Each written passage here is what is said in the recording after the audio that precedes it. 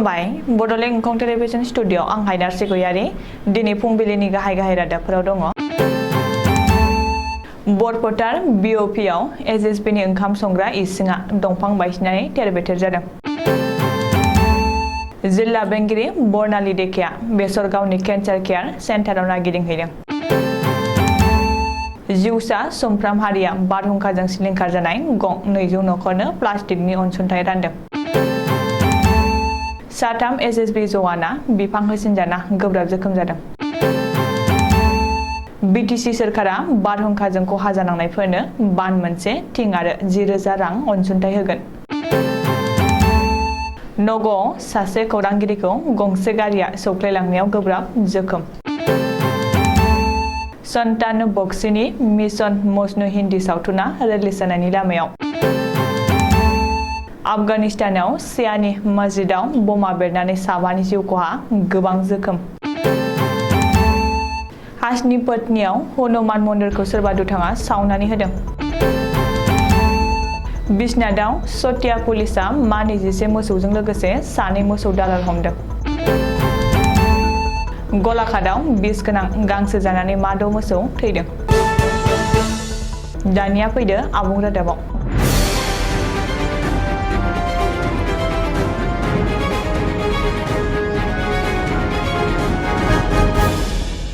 चिरां जिल्लानि बिजनी महकुमा बेन्दोङाव फानबारि ओनसोलनि बरपेटा 52 नं बेटेलियन एसएसबिनि बिअपिआव ओंखाम संग्रा न'नि सायाव फांसे बिफाङा बारहुंखाजों बायसिननायाव थेर-बेथेर जादों आरो ओंखाम संग्रा गोबां लाइ-लथर एबा बासनफोरा खहा जादों।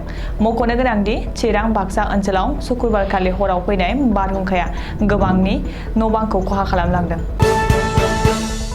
क'क्राझार नोगोरनि साहा देबरगाव बेसरगावआव गोदानै लुफुंजानाय केन्सार केयार सेन्टाराव क'क्राझार जिल्लानि जिल्ला बेंगिरि बर्नाली देकेआ सनिबारखालि फुंनि समाव नागिदिंहैदों। गासैबो नांगौ बायदि जन्त्रपाति एबा फार्निचारफोरा माबायदि दङ बेखौ जिल्लाया मिजि-मिजियै नागिदिंनानै लादों। बे खाबुआवनो क'क्राझार जिल्लानि लोगो जिल्ला बेंगिरि बिके गुप्ताखौबो लोगोआव लांफादोंमोन आरो क'क्राझार जिल्लानि सावस्रि बिफाननि मावख'गिरिफोराबो लोगोआव दंफायोमोन।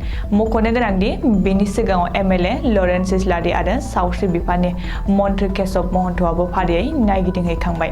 मानो होनोब्ला सोलिफु दाननि 28 एप्रिलाव आफां आसामनि बे मोनसेल' नायल'-जाल' केन्सार केयार हस्पिटालखौ बेखेवनाय जासिगोन होननानै सुलुङाव फोरमायदों। सोरखारनि अनसुंथाइ होनायखौ नेयालासेनो जाखांफुनाय फालांगिरि जिउसा सुमफ्राम हारिया गावनि ओनसोलनि दुखुथिया रायजो-राजानो अनसुंथाइ होदों।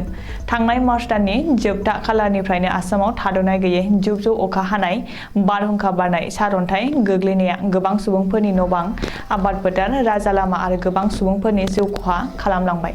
बामोनगाव पिसिडिसिनि सिङाव थानाय रायजो-राजाफोरनो जाखांफुनाय फालांगिरि जिउसा सुमफ्राम हारिया गाव हारसिंनो अखा आरो बारहुंखा सारअन्थाइजों सिलिंखार खालामलांजानाय गं 200 नखरफोरनो प्लास्टिकनि अनसुंथाइ राननानै होदों। बेनि अनगायैबो बैसागु खुंफुं आफादफोरनोबो 5,000 आरो 20,000 रांनि अनसुंथाइ गथायना होदों होननानै सुलुङाव मिथिहोदों। दासान्दि थाद'नाय गैयै अखा, बारहुंखा बारबाय थानाया गोबां सुबुंफोरनि न'-बां, आबाद फोथार आरो गोबां सुबुंफोरनि जिउ खहा खालामलांबाय।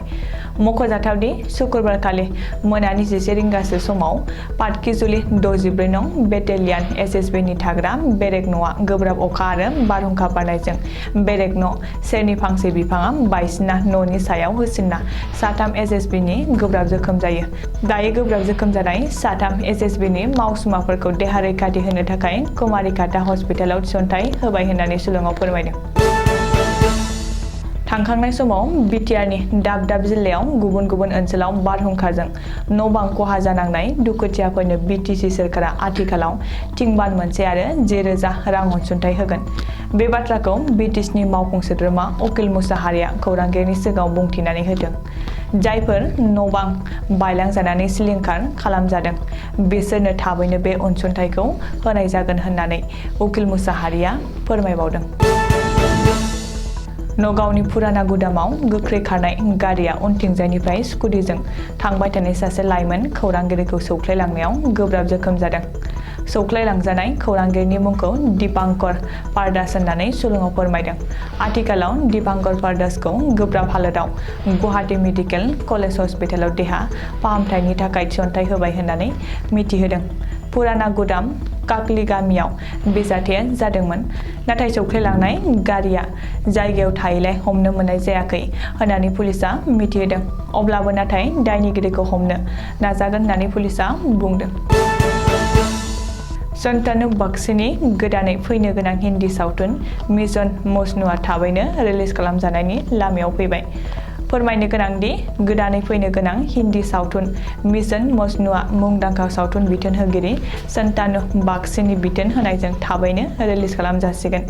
बे सावथुनखौ फैगौ जुन दाननि 10 अक्ट'खालिनो रिलिज खालामनो थाखाय थाम-थिम खालामनाय जाबाय होननानै सुलुङाव फोरमायदों।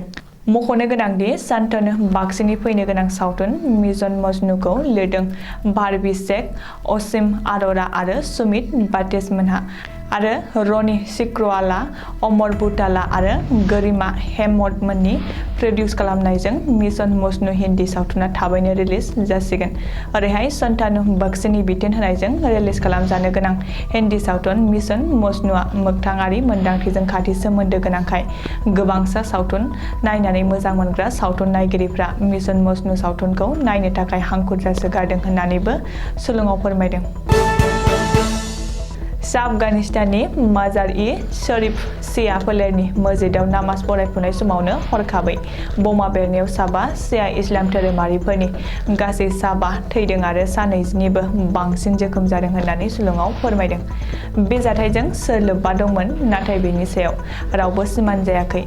ISI हानजाया बे जाथायखौ गोख्रोङै सोंखारिदों आरो तालिबान सोरखारखौ दाय होदों। मानो होनोब्ला आथिखालाव आफगानिस्तानाव तालिबान सोरखारा शिया मुसलमानफोरखौ रैखाथि होनो हायाखै। कामरुप जिल्लानि हाजो पटनियाव शुक्रबारखालि हराव सोरबा सिनायनो मोनै दुथां हनुमान मन्दिरखौ सावनानै होदों। लोगोसे हनुमाननि मुसुखा आरो हनुमान चालिसाखौबो दुथांफोरा सावनानै गालांदों। बे जाथायनि सायाव जायगानि रायजो राजाया जोबोद दुखु मोननाय फोरमायदों आरो आथिखालाव हाजो ओनसोलाव दुंहाव थासारि सोमजिदों। विश्व हिन्दु परिषद हाजो गुदि दालाय आफादा हाजो थानायाव एजाहार होदों आरो दायनिगिरिखौ हमनानै गोख्रों साजा होनांगौ होननानैबो दाबि खालामदों। बिश्वनाथ जिल्लानि सटियायाव सटिया थानानि पुलिसा गंसे ट्राकखौ राजा लामायाव सिग्रोमनानै गासै 26 मोसौजों लोगोसे बे हाबायाव लोब्बा थानाय 2 मोसौ दालालखौ हमदों। हमजानाय 2 दालालनि मुंखौ फारियै हाजिबुर रहमान आरो आबु आलम होननानै पुलिसा सिनायथि होदों। पुलिसनि सुलुङाव फोरमायनाय बादिब्ला बिसोर बै मोसौखौ धेमाजि जिल्लानि सिलाफोथारनिफ्राय लाबोदोंमोन। सटिया थानानि असि समलज्योति सैखेया खौरांगिरिनि सिगाङाव फोरमायनाय बादिब्ला बिसोर बै मोसौखौ नगाव जिल्लानि रुपिहाटआव लांनो नागिरदोंमोन। नाथाय सोमोनांथाव बाथ्रादि आथिखालाव सोरखारा एसेबां गोख्रों आयेन बानायसेयावबो मोसौ दालाल एबा फालांगिनि खामानिफ्रा बन्द जायाखै। खर'सा आसाम गलाघाट जिल्लानि बखादाव बिस गोनां गांसो जानानै गासै 6 मोसौनि जिउ खहा जादों। हरुकन बरा मुंनि सासे सुबुङा नखराव बे जाथाया जादों। सुलुङाव फोरमायनाय बादिब्ला शुक्रबारखालि मोनाबिलि समाव माइरं रन्दै आरो संख्रि गलायनानै मोसौनो दौदोंमोन। नाथाय गासै 10 मोसौआ हरखाबै बेराम जानायाव हाखु-दाखुयै डक्टरनि बोसोन लानानै मुलि दौनाय आरो इन्जेक्सन होदोंमोनब्लाबो 6आ थैबाय आरो 4आ खुनुरुखुमै थैयाखैसै होननानै मिथिहोदों। दिनै फुंबिलिनि रादाबा एसेनोसै। गोजोन्थों।